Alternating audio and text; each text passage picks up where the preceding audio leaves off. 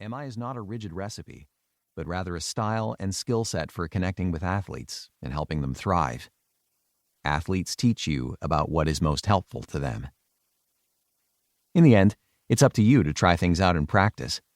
Your personal effectiveness and well-being was our motivation for writing this book. Good luck, as they say, before you head out into action. Part 1. Motivational Interviewing. I was a high jumper on the U.S. squad for the 1972 Munich Olympics, and one of the early adapters of the technique called the Fosbury flop. Unlike the traditional jump, you approached the bar and jumped over it backward and head first. After my athletic career ended, I changed direction, learned motivational interviewing, MI, and spent many years as a counselor in hospital settings, helping people in and around trauma wards to consider how they could lead safer and healthier lives.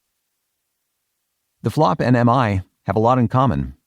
They both exploded in popularity and were inspired by an effort to take a different approach to a familiar problem, with the flop, the challenge being to jump a bar backwards, and with MI to find a different way to assist people to change.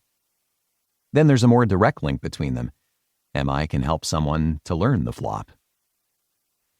I recently reunited with my old friend and fellow high jumper Dick Fosbury, the originator of the flop technique that bears his name. Nowadays, he runs a high jump camp for teaching kids to flop. He told me that when he's coaching, after a kid takes a practice jump, they come over to him for advice, expecting to be told what's wrong and how they should try to correct the next jump.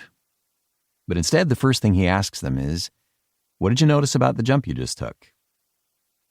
I can promise you that, unlike Dick, many coaches are quick to tell the kid that his curve was too wide, or his last step too long or slow. That kind of curious guiding question from Dick was how I refined my high jump technique, and it could have come out of an MI practitioner's manual. It's what talented coaches and MI practitioners do, encourage the wisdom of the person to find their way. If you want an athlete to improve, easy as it might be to just tell them what to do, my experience tells me, watch it, hold back, let the athlete tell you, just as it was with those thousands of patients I met over the years. Learning how to do either the flop or MI takes practice, for sure, but it brings results. Chris Dunn, ex-Olympic high jumper and trainer in MI. Here in this book is the roadmap, or that MI practitioner's manual, that Chris Dunn talks about above. A question like Dick Fosbury's can be useful to start a conversation. What happens next can be even more powerful, which is where listening and summarizing come in. You probably use most skills anyway, perhaps without being aware of quite how they work and the impact they can have on motivation and performance. The first part of the book should help to clarify things for you.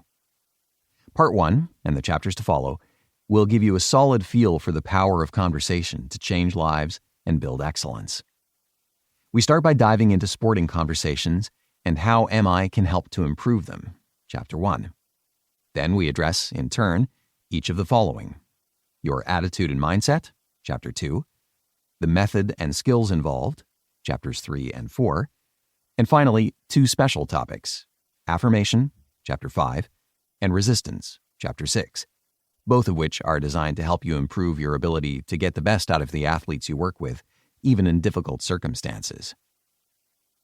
Part 2 looks at a range of MI strategies, from connecting rapidly to improving motivation, setting goals, and giving advice skillfully.